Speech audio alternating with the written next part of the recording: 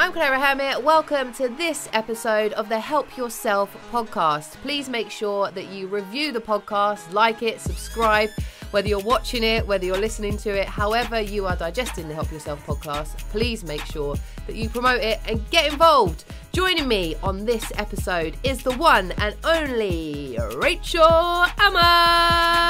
What an intro. She's a vegan content creator. She has made so many amazing recipes. She has a cookbook. Just loads of stuff. How are you? I'm not too shabby. As you know, I've just had a clear out. Yeah. I cleared out my whole room. I went in every wardrobe. I took everything in the wardrobe, threw it on the floor, dashed away, I'd say a good 30%, and put the rest back in. And when I say dashed away, I mean old clothes went to charity. Yeah. And things that were just worn and torn went to recycling, for the fabric recycling, electronic recycling. I did it properly. You did it properly. That's brave though, Rachel. I've got to say, because like when I look at, go at my flat and I'm like, I'll go on, look on the bits on the rail and I'll just go through them and be like, cool. But we've all got other bits. Yeah, we've all got other bits that we just kind of like avoid. But once you've pulled it all out, because I was watching you on your Instagram stories, once it's all out, on the floor, on the bed, like wherever you can't sleep, you can't rest, you can't do anything until you've tidied it all up. But I do feel like, and I don't know if you found this for yourself, that when you do that, it makes your mental space so much clearer. Oh my day. I didn't even anticipate that. I was just like, I knew in the new year, I do it every year, but over 2019, I've just accumulated so much more stuff that when I took everything out, I was like, damn, this is a lot. It took me multiple days. But my creative ideas started popping through like crazy. Yeah. And I spoke to someone about it and they were like, I bet it's because you cleared out your room and you just cleared some mental space for yourself. And like the ideas, they're flowing through. Yeah.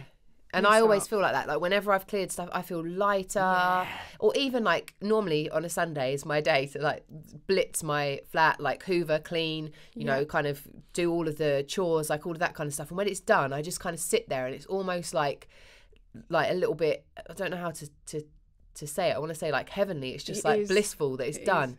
And I love getting into a bed with like clean bed covers. It's like the best feeling. Like if you have a bath and then you get into your clean room with fresh, crisp bed sheets in a clear room, it's one of the best underrated feelings. Amazing. What spurred you to go, right, okay, I need to just clear all this stuff out? Well, I had a bit of a crazy December, January. So I went on holiday, which was my first holiday in 3 years, well deserved. Came back, went straight back to work the day I got back. Then on the second day I woke up and my body shut down. Wow. And I don't call doctors. I don't really take medication. I'm all like holistic healthcare.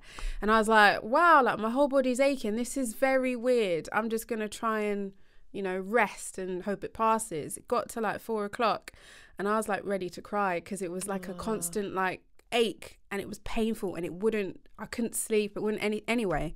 Call the doctors. I was like, hello, I need help. Like, who are you? Yeah, I was like, and the guy was so sweet. He was like, just stay on the line. I'm going to go and talk to a doctor. Went to the doctors. My fever was through the roof. Wow. And I was just completely unwell. They took me to the tropical care unit in Royal Free Hospital. They gave me a full-on mask, took my bloods, did x-rays. They wanted me to stay overnight, but I was like, no, I want to go home, find out what the results are. And I just had a really bad case of influenza, which I'd never had before. And it was just a very severe case. Took a while to get over it. And in hindsight, given the whole world right now, I can see why they were really wanted to figure out what I had exactly because of what's going on in China. Yeah. There's clearly like a bit of a world pandemic at the minute. Yeah. So luckily I just had flu. Yeah. It knocked it out of me and I got back from holiday. I didn't have time to clear my room, unpack my case. And because I was ill and in bed, my room got messier and messier. So when I got my energy back, I was like, right, now or never. The first thing I'm going to do. Is tackle this. Because like you said, like I had to spend so much time in my bed and my room was a mess and it was frustrating me. Like every day I was like, oh, this mess, but I have zero energy to do this. So when the energy came back. Was that like for you? Because obviously you said like you haven't had a day off for the last 3 years. Was it a bit of like a shock to the system to then suddenly be like flawed basically. Like, no, you can't do anything. Like, it's not like, oh, I'm a little bit ill, I've got a cold, but I'm still going to work, I'm going to plow on, I'm going to get this done, I'm going to do this. How difficult was it for you to be out of control, I guess, of that? It was hard because I get like one cold a year, and I had my cold. One cold a year? Yeah, I had it in December, and I pushed through. I still work because I know it's like an everyday cold. You know, you get a bit blocked nose, sore throat, and you just push through and it will pass. So I remember this happened, and this is when I actually messaged my manager, and I was like, "You're gonna have to cancel. Like, I can't." And I don't think they really believe the severity of it. And I never cancel opportunities. And it was just a case of like, I can't. And I knew I had a virus. I knew it was, obviously at that point, I didn't know about China. So I didn't know what kind of virus. But I was also like, I can't go out. It's irresponsible. My body is under it. Like, I don't have a cough. My whole body is shut down. If I go and do a podcast today, I will pass on whatever I have to someone. And I don't really know what it is right now. So it was hard and it was also hard to be in bed. But at the same token, it was weird because when you're ill and you have to stay in, you get bored. Yeah. But I was so knocked out. I didn't even want to watch TV. I was just like, I can't do anything. So it was, and it was also upsetting because it was January, and that's Veganuary. Yeah. And all my work is about veganism. And I was like, I'm not creating any content. I'm not doing anything to promote my book or share recipes. And I'd already mentally planned like Veganuary, let's help the people, let's get some sick recipes. And it was like, you can't do it. That's it. It's gone out the window. Yeah. So you're gonna have to do February. I know. I was like, what can I name it? What twist in the Rachel comeback can you do with February? Yeah. But I think sometimes you just have to surrender, don't you? Because what can you do in that situation? There is nothing you can do. It's just the way life is, and you can't rewind time and make January happen again. So you just have to go like, do you know what? That's it. So what I think is so interesting about you is that like when it comes to the kind of cooking and the book and being an influencer, it wasn't kind of like a mad master plan, was it? No. At all. It just happened. Yeah, it's like one of those things. I think because I studied business management and my mum's entrepreneurial and I'd always been around that kind of energy, all the advice I'd have, because I'm like, I always have ideas.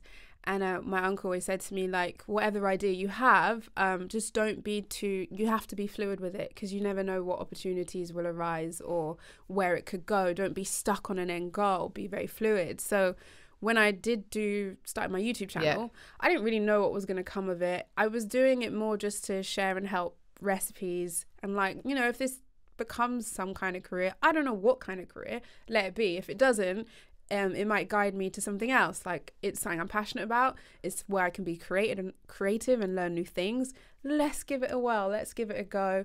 But at the same token, it wasn't like a lazy give it a go. It was, let's be consistent. Let's actually put some energy behind this and see what happens. And I think in that consistency I gave was how it just kind of grew, and doors just started to open, and I was ready for those doors. When they opened, you're like, here I am. I'm ready to go through them. So with that being said then, so you had some kind of plan. So although you weren't fixed on a goal, you had in your mind like a set, and you were ready to take advantage of those opportunities. Because I feel like for some people, it's kind of like, you know, it just kind of happened. But then when that moment does happen and those doors do start to open, if you have some kind of plan, then you make the most out of the opportunities that come your way. So how did you kind of know to do that, I guess, to be ready?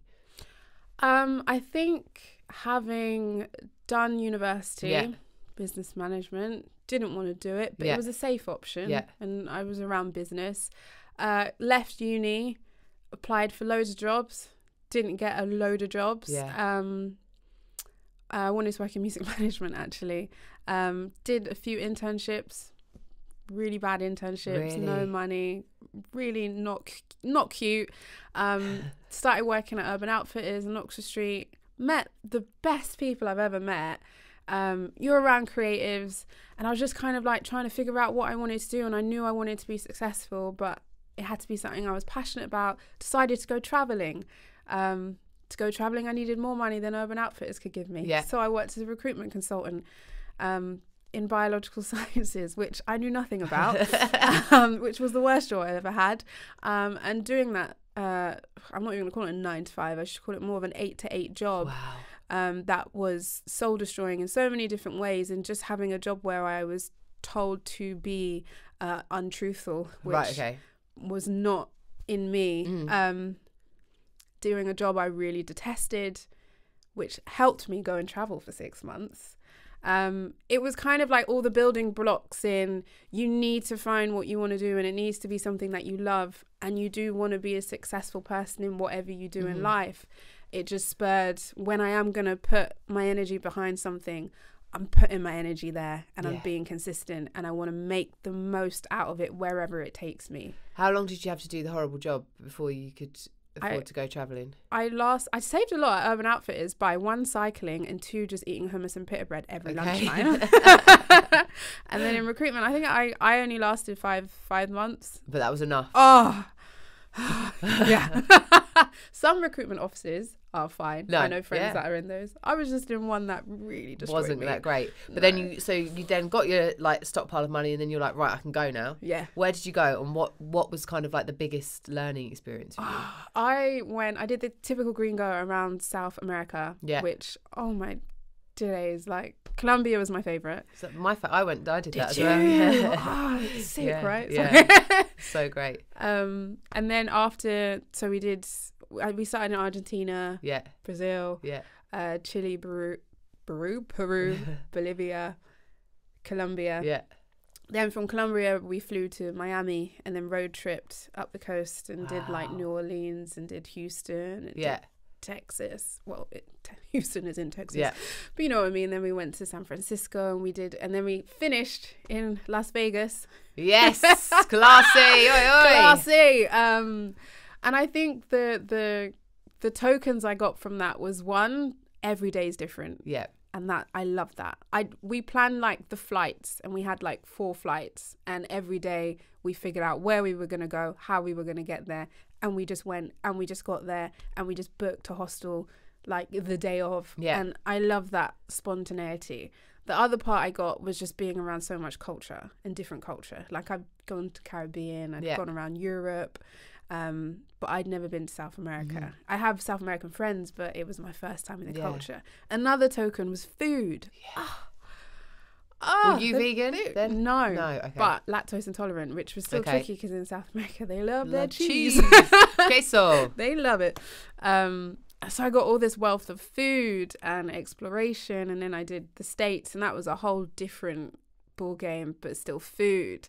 So I came back with this like new cooking enthusiasm that I didn't see coming. My mum was just, I'd have had something in Colombia, and I'm at home trying to recreate it. And my mum has seen me my whole life, and I've never loved cooking, not liked it. But suddenly Rachel wants to be chefers in the kitchen. She's like, who do you think you are? And I'm like, who is this girl that's come back?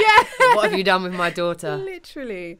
So it gave me a lot. So that gave you that kind of like, I guess, enthusiasm when it comes to food, and that passion for food. Yeah. When did the vegan happen? Pretty much after that. Really? Yeah. It was, do you want to know how? Yeah. You're like, because I told this story to one person, and then it became something that came up in interviews, and I was like, I was on a date. Okay. We was actually in Wagamama's before they had all their vegan stuff, and we were both eating like meat options, and he just said, we were talking about stuff, and he could see I was relatively into holistic and alternative things. Yeah. And he was like, oh, you should watch watch some documentaries on Netflix, like What the Health and all those things. And I was like, okay, cool. He said he watched it, but he still eats meat. Yeah. And I was like, he's like, you might find it interesting. I was like, yeah, cool. I don't really understand veganism, but I like documentaries. Well, let's give it a go. Watched it and went vegan. Was that it? Did you ever see him again? No. He's probably like, oh my God, look at what she's doing now, all because I told her. Yeah, exactly. Sure, I've changed her whole entire life on one date. But imagine if you hadn't gone on that date and he hadn't told you might have discovered them another way, but then... It would have happened, but I don't know when. So you watched those documentaries, and was it literally like, that's it? Done? Yeah. My heart just broke. It was, for me, seeing what was happening to the animals, I felt so tricked and so hard. I just love animals, and I think because I've come from a diverse background and I've been around diversity in so many different forms, part of me just felt, how can I treat an animal like that? that's just so unfair. Yeah. That chicken I was getting from KFC and the chicken shops that I loved, now I know how it's ended up on my plate. I was just like, I don't, cut me out. I just don't want to be involved. And not a judgment to anyone else or judging my actions previously, because it's what I learned. It's what I knew. And now with this knowledge, I was like, I want to nip that in the bud, and I just want to approach things differently. And that was it. I guess it's funny because in the last podcast we recorded, I said exactly this, but it's like that whole thing, when you know better, you do better. Yeah. But it's also, I find that we live in a space where a lot of people assume that because you're vegan, that you are like, you know, an activist, and activism can only take one form, and that you're angry and etc. And I think there's a place for activism, and there's certain people that do that. But for me, that's not it, because I understand that it was like someone, I don't think I chose veganism. I think it chose me. And I know that sounds weird, but it was a set of circumstances that led to like someone just flicked a switch in my head, and suddenly there was this whole group of foods that I didn't even know existed. It was so bizarre, like so weird how easy it was for me to transition. And considering that I'd had suffered with eating disorders and bulimia was like for 10 years. And so I still had, even after I'd kind of managed to stop the being sick, I would still kind of binge eat, and I didn't have a control over it. So for me to say that I'm locking off a whole bunch of food groups and to be able to do it and to be able to control it, I was like, how? Yeah, that's changed your life in a whole different way. Mad, like so mad that happened. But yeah, so up until that point, I ate meat, and my sister was a vegetarian when I was growing up, and she'd be like, "You should go vegetarian," and I'd be like, "No, I'll never do it. I love my chicken." Exactly, I'd be exactly like that. And then suddenly, it's like someone took my mind and just turned it around so that I could see. And so I feel like I can't judge other people because I was the other person. Yeah, same. And we're all on a path and a journey to find things ourselves. And I know for me, when people try and force me, like my sister, or shout at me, it just makes me really defensive. I'm the same. Yeah. Exactly the same. And that's what I like to say, like with my YouTube channel and the comments I get, I never, like my friends aren't vegan, my family's not vegan. Yeah. I still love them all the same. So I always say to people, like, I want people to be able to come on my YouTube or be around me and not feel like, oh, she's vegan and I'm not, she's gonna have an issue, because that's not the point of it. Like it's like I want people to feel comfortable. And also, like, veganism to me, like, my reason for pushing it is because I genuinely believe in it. I genuinely believe it can help transform health, and I genuinely believe it's good for the environment and the animals. And I want to help people who, like me before, wasn't used to a diet, find enjoyment in it and find fun in it, rather than being told you have to eat this way. And if you don't eat this way, you're not a real vegan. You don't care about, like, I'm not pointing that finger. I just want you to be able to find some fun in it and find food you actually want to love. And hopefully by that, you'll enjoy it more. It'll become more natural, and it's not something that's so scary or so judgy or so what all the stereotypes in the past have been. But it's also, if you're approachable and people can ask you questions, that's how I'd rather have a discussion about veganism. It's like, if people will be like, oh, so you're vegan? Yeah, I am. Why? What was it that made it? And I'll just have, to have that discussion. I think that then people might take that away and think about it, rather than just feeling, defensive and offended and not, really closed and shut off to what the message is and the point. And I feel like the whole thing for me as well was about being empathetic. Oh, yeah. And so if I'm going to be empathetic towards animals, I have to be empathetic towards humans as well. And so it's that kind of finding that balance of empathy and love as well, I guess. Can I ask you a question? Yeah. Because people ask me this. It was a topic on my YouTube. I won't tell you the comment. Would you date someone who's not vegan? Yeah. Was it? Yeah. I guess you've been asked that a lot then. No, I was going to ask you it. Because you had like the dating story. So that was going to be my next question for you. Would I date someone who's not vegan? I don't know right now. My ex-boyfriend was vegan. And actually he went vegan on our first date. So that was like the... he'd spoken about it a lot like prior, because I met him in Rio when I was travelling. But I was travelling in... Rio was one of the first places I went, and he was only there on holiday, so I didn't come home for like a further 9 months. So we'd speak occasionally on text, and then when I got back, we went to Mildred's actually, and then that was it from that day forward. And I think he's still, like, we split up over a year ago now. As far as I know, he's still vegan. Wow. So that was just so, but it was easy. Yeah, I've heard that. And we lived together, and so it was just like, there was no like kind of upset. There was no like, you know, oh, but there's meat in the house, I'm not sure how I feel about that, or oh, we've got to go to a vegan restaurant, or none of that. And we were both like, there was probably too much Vigo chocolate consumed in hindsight, you know, and he was much bigger than me, so it's like you can get away with eating all of that, and your guy, I'm trying to keep up with you, and I'm like piling on the pounds because I'm like, lovely, and he just like making different vegan burgers, so I was always like, but probably not the greatest, but it did make things easier. Because we had that in common, and it wasn't like, and I've started talking, I'm single at the moment, and I've started talking to people on dating apps and stuff and said I'm vegan, and they'll be like, well, I'll never be vegan. And I just think, like, that's not why I told you or anything. If you come at me with that energy, like, I'm done. Yeah. Because that's just not it. Like, just be open. You can't say you'll never do any. I would never say I'll never do anything, because I don't know what's going to happen. In the same way that probably 5 years ago, and I've been vegan for 4.5 years, so 5 years ago, if someone said you're going to be vegan, I'd be like, what even is that? Let alone it's going to happen. So I would never be that closed. So I think it would, like, it depends on someone's mindset. I think I probably would, but they would have to be on that kind of holistic, like the way that I guess you were when you were on that date, and it's kind of like it would make sense for the rest of your lifestyle that this is a possibility for you, that you would kind of be open to the idea, because I think once you know all of the facts and you've taken in all of the information, it's really hard to deny. Very hard. Would you? I've never dated someone who is vegan. Oh, really? Yeah. So I've been told by other people I know who are vegan that have dated someone who is vegan, that it is so much easier. But I mean, I'm not going to not date you because you're not vegan. I've just heard it's easier, but I just like who I like, and hopefully it is someone who has a similar thoughts or similar openness. It's the openness that's the thing. Like, even if you're not vegan but you're open to it or interested in it, or just comfortable around it, but if your energy is vegan, then it's probably not going to work. Especially not because I guess it's your job as well. It's everything that you do. So if someone's going to be, I'm not eating that, or no. But I think I would like feel the same about someone who's really fussy as well, like when it comes to food, because I love food, and you know, people will be like, oh, but if you're vegan, what can you actually eat? And you're like, so much, hun. So much. Like, there's so much stuff you can eat. So it's kind of like, I like to go and have different food and explore different food. So if I couldn't do that with somebody, that would be an issue. Like, that would be a big problem. It's like the vegetables.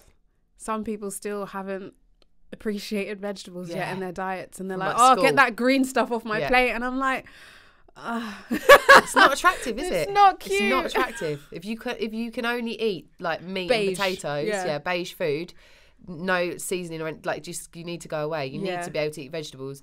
I've noticed recently, so my best friend's husband, not vegan, she's vegetarian, he's now become an advocate for vegan chocolate. So he's like, one tiny portion of his diet has become vegan. The chocolate part. Yeah, which is good. Apparently he's been selling it to everyone else as well, and telling people how great it is. You've got to try it where they can get it, telling them everything.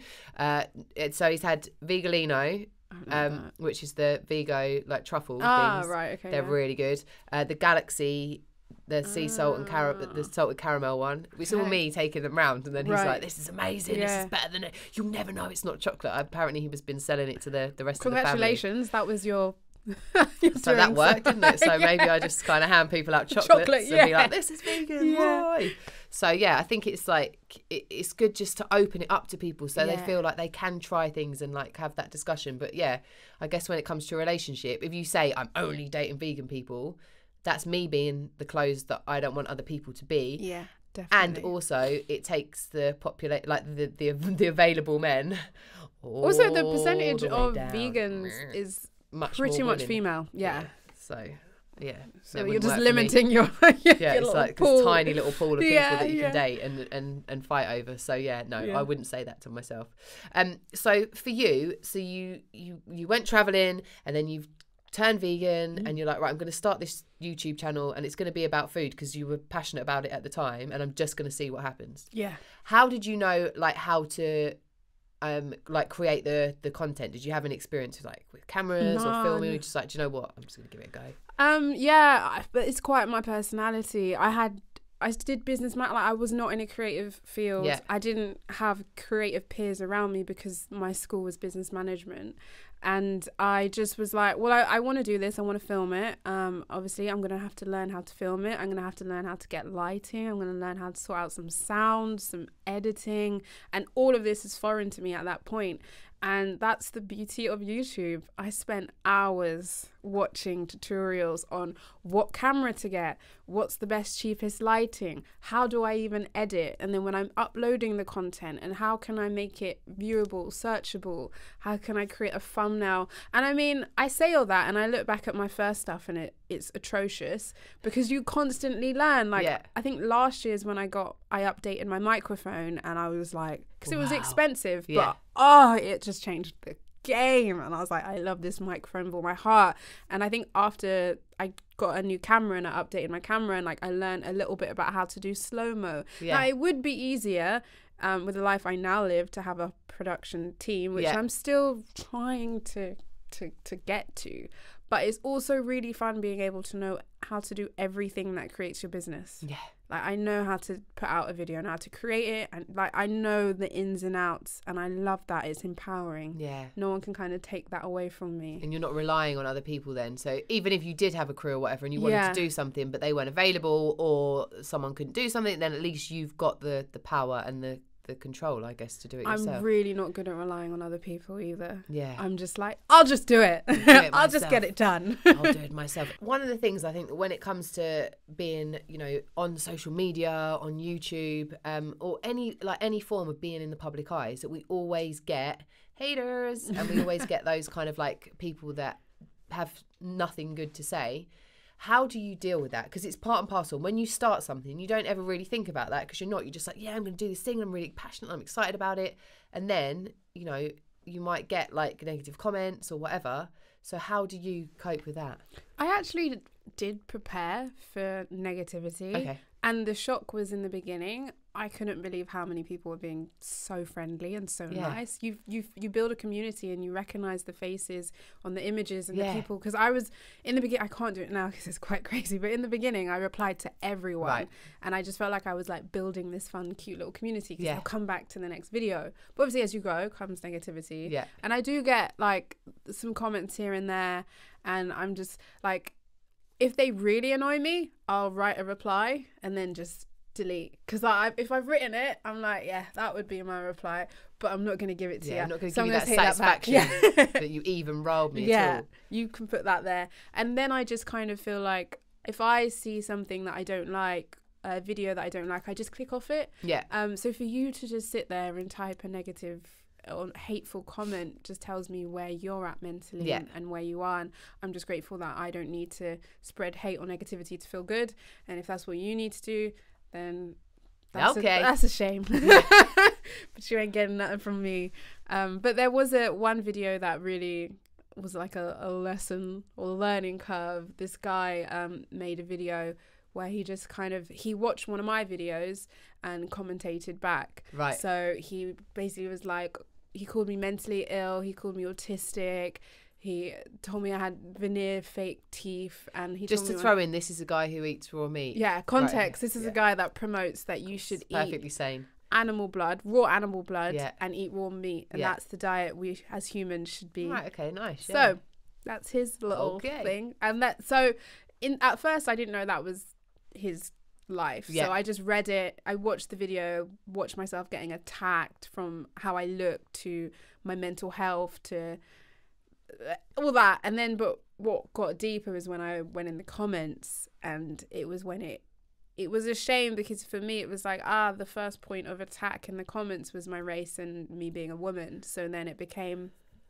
I just want to feed her raw meat and up the sorry, you might. That's fine. Go for it. I mean, it's lovely. It hasn't been said here before, but you know, there's always a first time. Yeah. So there was loads of like really sexually abusive and aggressive comments from men, and then there was a lot of racial attacks of, black women are all this, they're all that, and it was like, wow, I'm just trying to share some vegan love, and I'm just getting attacked for being a woman. Abuse. Yeah.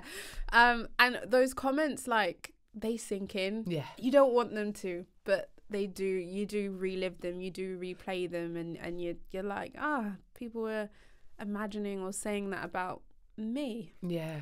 But you just I learn from it, right? And if I am going to be in the public eye, this is something that will happen. So you just learn, like, over time to try not to take it in. And hopefully people won't continue to create videos attacking me if I do. Well, if they do, they do. But it was just that, I guess it's just like a one-off, and it's something that, rather than it just being the odd comment, it probably then drove a whole barrage of, you know, raw blood drinking people to your page. And it's just like, well, okay, who's got time to do that, though? To just go out and be so hateful towards people when you could just go and be nice. Because that's how I figured it out, because I had a video where I was doing like what I ate in a day, and I went to my book publishers and showed people like the process of my book. And all of a sudden, like, everyone in the comments is like attacking me, and I was like, "What? Like, this isn't the vibe we've got on YouTube, on like the Rachel Atmosphere." And then that's when I googled myself, and like it came up, and he like got this screen grab picture of me and called it Rachel Am, mentally ill, craves meat, something. And I was like, "What is this?"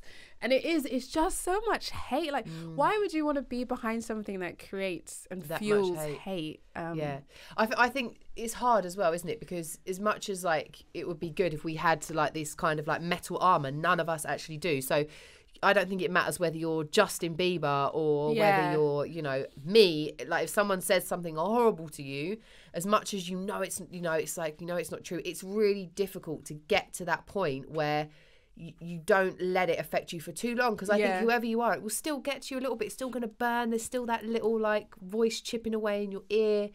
So it's kind of being able to protect yourself and protect your energy, I guess, isn't it? I think the first few days it was really replaying, but now I really couldn't give two monkeys. But it takes time. And each time it happened, it will take time. And hopefully, it's like being around good people. Like, I could talk to my mum and she would be like, Rachel, don't listen to... Or I'd call my friend who's in the industry and they're like, oh, good press is bad. And like, he'll joke about it and make me feel a bit more like lighter about it and have good energy around you. I think it's like anything though, isn't it? Anything that where we feel not great, once it's shared... You know, whether we're having a crap day or whatever's going on, if we share that with someone, it instantly lifts us up. It instantly makes it not so dark. And that's why I think sharing in conversation is so important, because it changes the game. So if anyone's listening and you're not even, you know, in that world or, you know, in the social world, it doesn't matter if you're still not feeling great about something. By sharing it with someone, by having a conversation with someone, you can instantly make something that seems so final and dark, so heavy, seems so much lighter. Yeah. So I think that's kind of a really important thing. So the YouTube channel has obviously led to lots of opportunities, including books. Yeah. How was that when you found out this is actually happening? It was crazy. It was such a like roller coaster in terms of, I got management after about 8 or 9 months of just hammering away. Hammering away. They said, oh, you know, would you want to do a book? And I just didn't think anyone would want a book for, like, I was just like, I've made some YouTube videos. No one wants a whole book from me. And they were like, well, let's see. Write a proposal, send it out. We'll send it out to book publishers. And book publishers really wanted my book. So fortunately for me, I got to work with Penguin, and I absolutely loved them. They had a division called Ebri Press who helped me bring my books to life, and they were so behind my vision in terms of, I wanted music in the book because part of me in cooking and bringing flavors alive is all the senses, and I just love music. So you're in the kitchen, you've got music playing, so the book tells you it's got a playlist, all of that stuff. Like even on the first day that we were shooting the pictures, the food photography, the styling wasn't what I wanted. Right, okay. It was just not me. And that's what I loved about, I could tell my publishers that. Brilliant. I went home, my mum went to Sierra Leone the year before and brought home loads of fabrics, and I was like, I'm getting those fabrics in the book because I am African, Caribbean and Welsh, and I was like, I want everything about me and that I can share in my book that helps it more personal and more fun. I want that in there. I don't want to create a book that is just generic and it's just like, just create a book, let someone else write the recipes, let someone else deal with the photography, the graph. I was like, no. But also, if you're doing a book that represents you, and it might be the, you know, the first and the last book that you do. You don't know what's going to happen with it. You don't want to put something out there and then look back on it and think it didn't represent me at all, and I was too scared to say anything, and I didn't. So obviously having that confidence and that kind of knowing of how you want to be represented as a personal brand, I guess, is really key in those situations, isn't it? And they were all for it. The only thing that I didn't love was the book cover. Right, so I'm always like to everyone, just open the book and then I'm really proud. Just not the cover. Yeah, just not my face part. Bit. Just open that and then get into the book. Get into the good stuff. Yeah. So for anyone listening to this who's like, you know, maybe like you, they might have been, you know, a university graduate and then they've applied for loads of jobs, or they might have, you know, done the internships in the career they thought they wanted to go into. It hasn't been for them, or it's not for them, and now they're kind of, you know, looking at something else. What would be your top tips, I guess, for someone who wants to start a personal brand or a story based brand? What would you say to people? I think one of the first things is, because I am an ideasy person and my mum is, there's like having the ideas and actually pushing for them. It's very easy to have all the ideas, but then when it comes to fighting for them, you get scared and you might not do it. So I always just say, you just got to do it, and it doesn't have to be perfect. Like, for instance, I didn't have a good microphone in the beginning, my lighting wasn't that great, but you have to take that first step, because you're gonna continuously learn, you're gonna continuously progress, but you have to start. And if you don't start, you'll never get that progression. So just go. It's always my thing. Good. Just go, do it. And what evolves from it, you don't know. Like, you might start it in this specific area, and as you're doing it, it starts opening up a different area, but it's still part of the progression that's going to get you where you need to go. I guess that's my main. That's it. Start. Just start. Because if you don't start, you never know. You never know. It's been an absolute pleasure to talk to you and learn more about you. If you are a vegan man and you're single and you're looking for love, there's two of us, and I'm joking.